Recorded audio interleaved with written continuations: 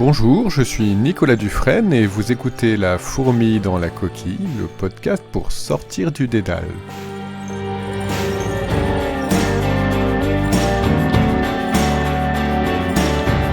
Face à l'entrisme de l'intelligence artificielle dans nos sociétés, que peut-on faire ?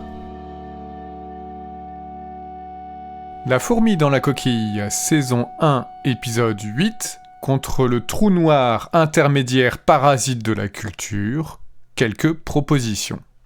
Pour ce dernier épisode de la saison 1 de La Fourmi dans la coquille, je vous propose de revenir sur cette définition de l'intelligence artificielle en tant que trou noir philosophique, et constatant les impacts importants que peut avoir l'intelligence artificielle sur nos sociétés en termes sociaux, économiques, environnementaux et philosophiques, nous ferons le tour de quelques propositions pour s'en prémunir.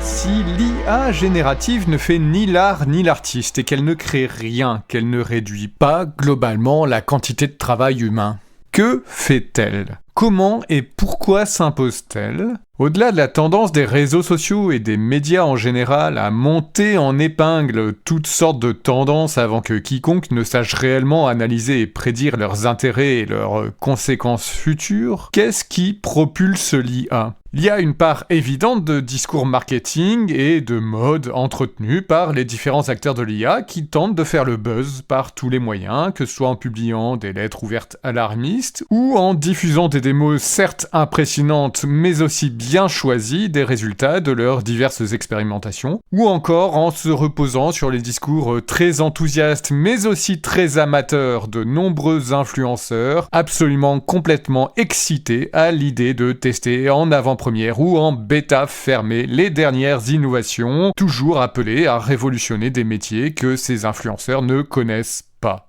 Mais pourquoi une telle débauche si au final l'IA générative et statistique, malgré ses nombreux défauts et les nombreuses objections à son usage, n'est même pas économiquement rentable ? Parce que non, l'IA n'est pas rentable, tous les développeurs de l'IA cherchent encore un modèle économique et d'ailleurs, très récemment, une semaine ou deux avant l'enregistrement de cet épisode de mars 2025, le patron de Microsoft, Satya Nadella, a lui-même admis qu'il ne voyait pas vraiment de modèle économique qui justifie les investissements démesurés dans les centres de calcul que Microsoft avait prévu de construire, et il se trouve donc que Microsoft a annoncé réduire la voilure et construire beaucoup moins de serveurs dédiés à l'IA qu'initialement prévu. Et donc, pourquoi cette IA, qui n'est même pas rentable, est poussée à ce point partout par la moindre fenêtre entrouverte dans nos vies ? En fait, en s'imposant partout, que ce soit comme filtre sur nos recherches ou comme simple agrégateur de contenu capable de régurgiter toutes sortes de médias à l'utilité toute relative, l'IA se place comme intermédiaire à la culture en général et au sens large. Elle se nourrit de notre contenu culturel collectif, largement accessible via Internet, et à ce titre, elle est une nouvelle émanation de l'économie de plateforme, dont la valeur sociale ajoutée est finalement plutôt faible.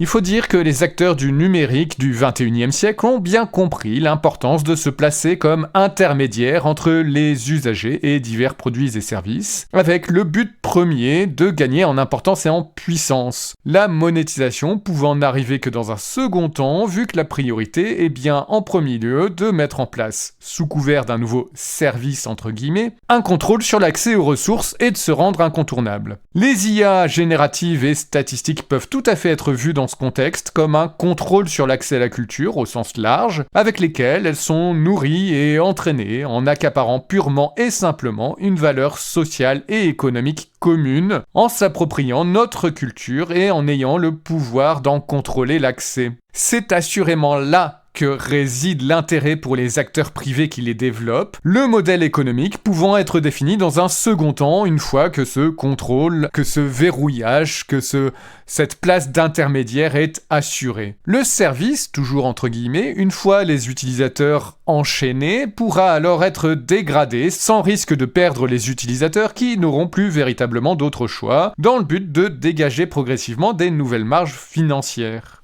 Mais il faut dire aussi qu'au-delà du contrôle ayant pour objectif les gains financiers, il est tout à fait légitime de s'inquiéter du pouvoir sur la société ainsi obtenu grâce au contrôle sur l'accès à la culture, au savoir et à l'information, où l'entreprise qui développe l'IA est en mesure aussi bien de parfaitement censurer que de complètement altérer tout accès à des données par ailleurs publiques. Les intelligences artificielles statistiques sont ce qu'on pourrait appeler des sophages, de sophia, le savoir, et du suffixe phage, celui qui mange. Ce sont des mangeuses de connaissances, privatisant la culture et le savoir. Mais est-ce que leur succès ne serait pas aussi un symptôme d'un mal plus profond, à la fois la conséquence et le catalyseur de la fainéantise naturelle des humains, tout animaux qu'ils sont? Nous l'avons vu tout au long de cette saison, les intelligences artificielles phagocytent notre culture et notre créativité, notre travail et notre intelligence passé, présent et futur, pour les déconstruire via des méthodes à la fois stupides et brutales, et en faire des micro-tâches décérébrées et délocalisées dans des pays pauvres, le tout sans la moindre attention pour la planète ou l'humanité elle-même. Mais faisons attention, parce que l'IA n'est peut-être elle-même qu'un exemple, un symptôme, ou la partie émergée d'un iceberg, d'un phénomène bien plus profond, c'est-à-dire d'une course à la stupidification de la société qui serait guidée par la quête du profit capitalistique, dirigée elle-même par quelques riches et puissants cyniques, et malheureusement suivie par trop de naïfs et de naïves.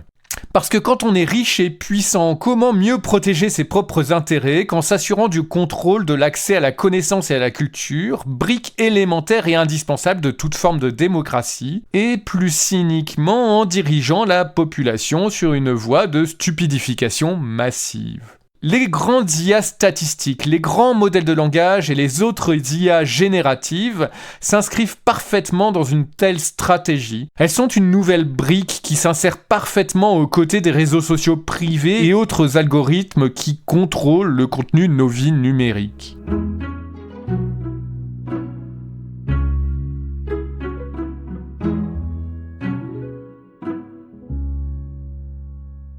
Gargantuesques, les intelligences artificielles statistiques n'existent que parce qu'elles ingurgitent nos données, notre savoir, notre culture, dont elles dépendent pour leur apprentissage. En prétendant être des outils qui font gagner du temps ou en facilitant nos tâches les plus variées, elles se posent en fait en filtre, en rempart contre l'accès à cette connaissance et à cette culture. Elles ne régurgitent qu'un pseudo-consensus généralement biaisé et absolument sans intérêt philosophique. Elles le font via des méthodes brutales et stupides, ne nécessitant ni analyse ni aucune forme d'abstraction. Complètement fermées, elles ne permettent aucune compréhension de leur propre fonctionnement. Et comme on a pu l'analyser tout au long de cette saison du podcast, les IA sont des trous noirs philosophiques dans lesquels la connaissance, le savoir, la philosophie, l'intelligence tombent sans aucun retour possible.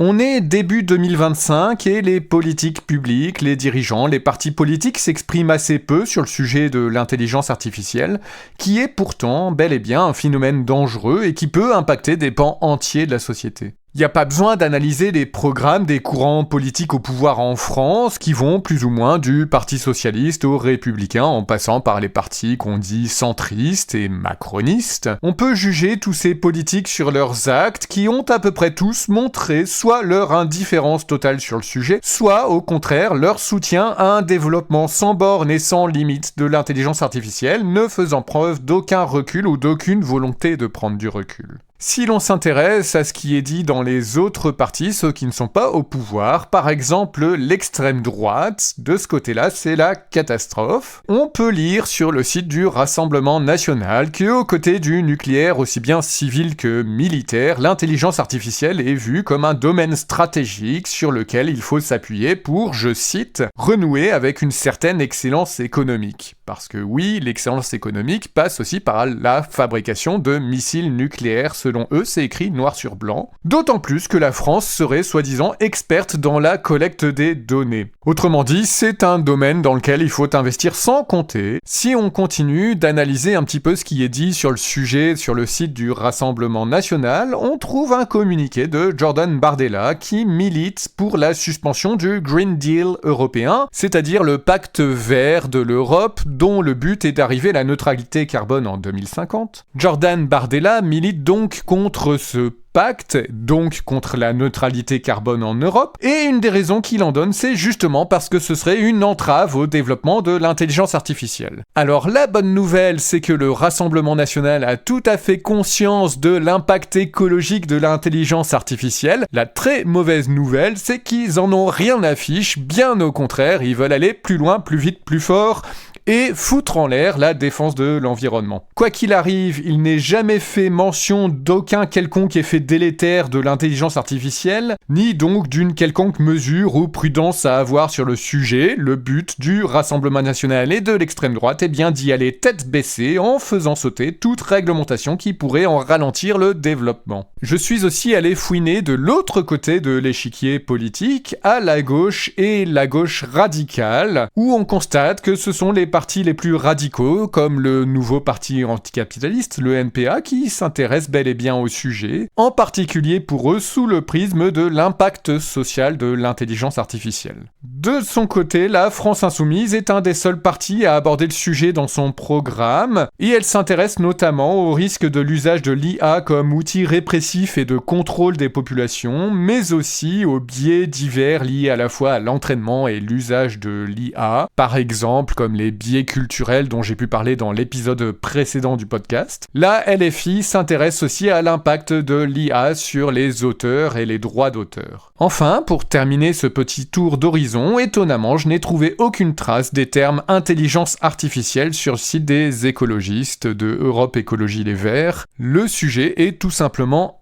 absent du parti écologiste aujourd'hui. Alors quoi qu'il en soit, même à gauche où les propos se montrent un peu plus critiques envers l'intelligence artificielle et en opposition à la course débridée à laquelle veulent se livrer les partis de droite et d'extrême droite, les prises de position sont assez rares sur le sujet, et les propositions encore plus, voire inexistantes. Je vous propose ici donc de réfléchir ensemble à quelques pistes qui, sans prétendre à des applications concrètes et directes, peuvent nous donner matière à réflexion en réponse aux nombreux impacts sociaux, économiques, environnementaux et philosophiques des intelligences artificielles. Une première étape pour tenter de remédier à ces nombreux problèmes posés par les IA serait peut-être de commencer par éclaircir ce que le terme IA recouvre et d'imposer par là plus de transparence de la part de ceux qui en font l'usage. Il faut savoir à quel type d'IA nous avons affaire et il faut pour cela qu'on ait accès systématiquement à plus de précision de la part des outils dits d'intelligence artificielle. Quand l'IA est symbolique, elle est finalement assez peu différente des outils informatiques habituels qu'on rencontre depuis les débuts de l'informatique et ne pose pas de problèmes différents. Ça veut pas dire qu'il n'y a pas de problème du tout, ça veut dire que ce sont les problèmes qui existent déjà dans le numérique, à savoir la consommation en matières premières, en énergie et en eau inhérente à l'usage de l'électronique et qui dépend surtout des puissances de calcul et des quantités de données stockées et transmises. Ce sont des données auxquelles nous, la société publique, devrions toujours avoir accès afin de pouvoir quantifier les impacts de nos usages, y compris et surtout dans le cas de l'informatique entre guillemets dans le nuage, dans le cloud, c'est-à-dire qu'on appelle à tort dématérialisé. Si par contre l'intelligence artificielle est statistique ou inclut un aspect statistique, alors dans ce cas elle repose sur des réseaux de neurones et à ce moment-là il faut parler d'apprentissage automatique ou d'apprentissage profond. Il devient primordial de quantifier l'impact de ces réseaux de neurones en particulier, aussi bien en termes environnementaux, comme pour tout programme et serveur informatique, qu'en termes socio-économiques et philosophiques. Encore une fois, le minimum de transparence nécessaire de la part de tout développeur d'IA statistique serait de communiquer aussi bien le volume de données d'apprentissage utilisées que le nombre de paramètres,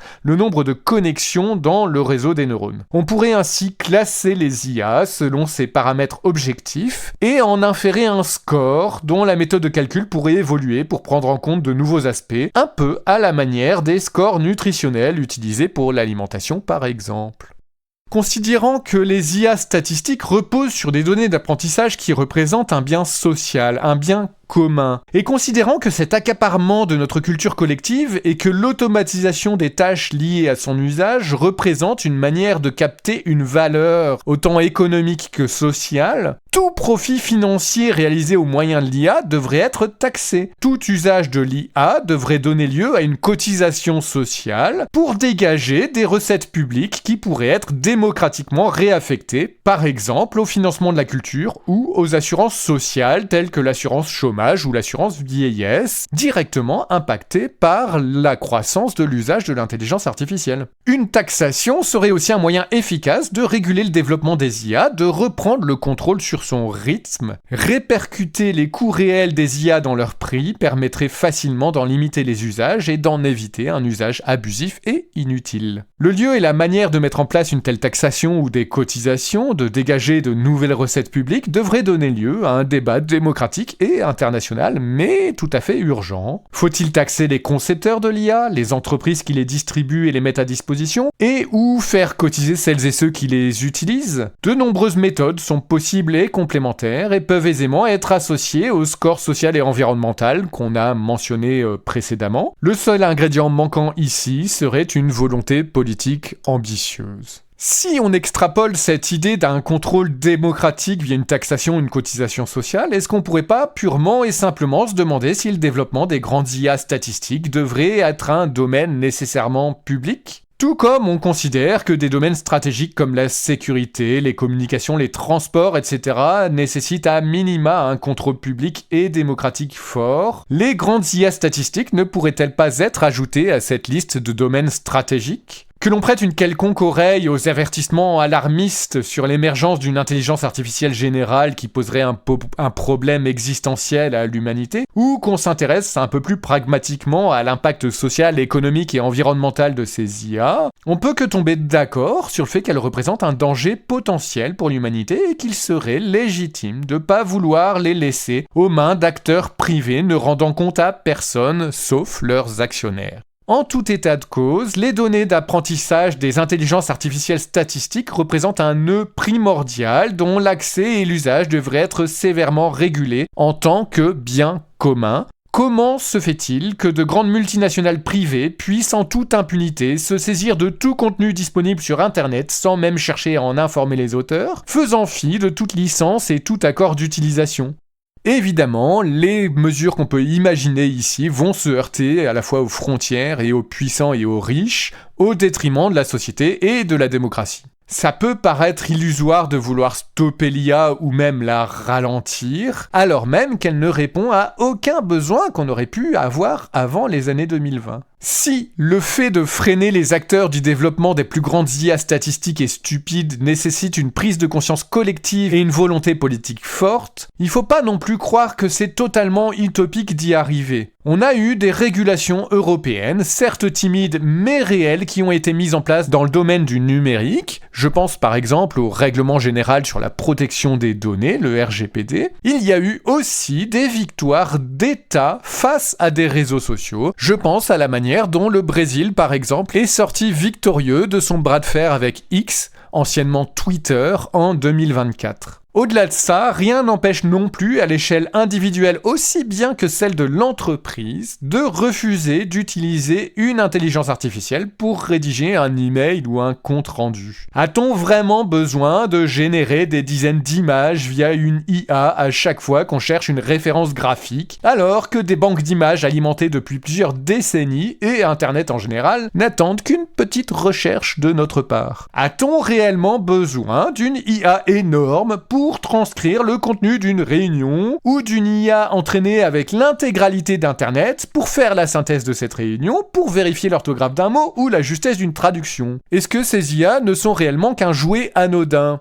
Les travailleurs, les syndicats devraient se saisir du sujet avant qu'il soit trop tard et refuser l'intelligence artificielle statistique, tout comme les ludites ont refusé les machines qui faisaient plus vite et moins bien au niveau du 19e siècle. Petite parenthèse, le ludisme dont je parle ici est le nom donné à un violent conflit social en 1811-1812 qui opposait des artisans, les tondeurs et les tricoteurs, aux employeurs et manufacturiers qui voulaient employer des machines, notamment des métiers à tisser, permettant de faire plus vite et moins bien. Ces ludites se sont attaqués à ces machines avant de faire face à une répression violente, mais le ludisme a bien nourri les autres mouvements ouvriers qui ont suivi au 19e siècle. Je pense que cette démarche est tout à fait d'actualité face à l'entrisme de certains outils numériques dans nos vies et surtout nos travaux. Pourquoi ne pas introduire un principe de précaution dans le domaine numérique pour en freiner les évolutions trop rapides et prendre le temps du recul et des études d'impact avant de se lancer à corps perdu dans des développements délétères ? Qu'attend-on pour prendre conscience que le jeu n'en vaut pas la chandelle, que l'immense majorité des usages des intelligences artificielles statistiques est absolument injustifiable au vu des conséquences sociales, économiques, écologiques et philosophiques ? À quel besoin impérieux, je vous le demande, répond l'IA qui justifierait ces conséquences ? Soyons fiers de ne pas y toucher. Affichons fièrement le fait de créer et raisonner sans fainéantise et avec intelligence réelle.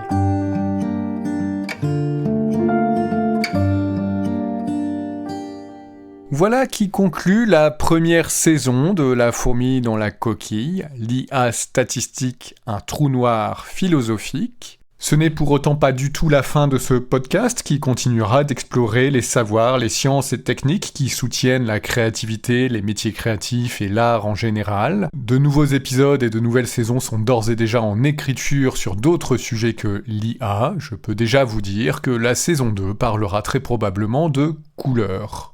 Je vous invite à vous inscrire à la newsletter disponible sur le site internet lafourmi.media pour être sûr de ne pas rater ces futurs nouveaux épisodes. Il n'est jamais trop tard non plus pour partager les épisodes, les liker, mettre des étoiles et des petits cœurs sur votre plateforme d'écoute pour aider les algorithmes de recommandation à reconnaître qu'il peut intéresser quelques personnes et aider à augmenter lentement mais sûrement le nombre d'éditeurs du podcast. N'hésitez pas aussi à continuer à m'envoyer vos avis et vos suggestions, vos réflexions et vos questions sur les réseaux sociaux ou bien à l'adresse email contact@lafourmi.media. Merci beaucoup de m'avoir écouté, merci pour votre attention, merci pour votre enthousiasme malgré des sujets pas toujours très joyeux. Je vous dis à très bientôt pour une nouvelle saison de La fourmi dans la coquille.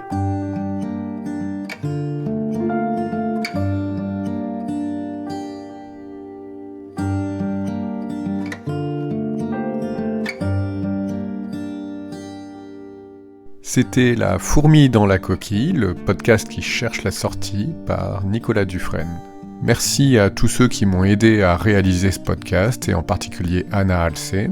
Tout au long de ce podcast, vous avez pu entendre des musiques de Aluminum Forest, Mountain Sounds et Christian Taus sous licence Creative Commons. Ce podcast est entièrement réalisé avec des logiciels libres et open source. N'hésitez pas à m'envoyer vos questions et vos réactions à contact@lafourmi.media. Vous pouvez aussi nous rejoindre sur nos réseaux sociaux et sur notre serveur Discord disponible sur lafourmi.media. Si vous avez aimé cet épisode, vous pouvez soutenir le podcast sur lafourmi.media où vous pourrez faire un don ou trouver des options pour un soutien régulier.